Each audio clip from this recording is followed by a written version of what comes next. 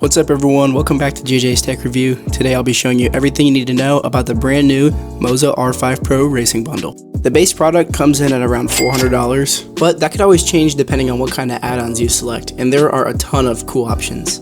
Now it's time for the review. We're going to start off with the wheelbase, which is the brand new Moza R5 Pro. It has 6 Nm of torque and the standard Moza quick release. That means it's compatible with any Moza wheel. So if you decide to upgrade later on, you could still use this wheelbase. It has a super sleek design, and what's probably most impressive about the wheelbase is how small it is. For reference, here's the Moza R3, and it's their smallest wheelbase. And as you can see, it's not that much bigger, despite having double the torque. So hats off to the design team, because they really nailed this part. Moving on to the steering wheel, this kit uses the brand new ES Lite. It feels really good in the hand, and it has these awesome rubber grips to keep it from slipping. It's got paddle shifters that are very clicky, decent quality buttons, and this awesome metal backplate.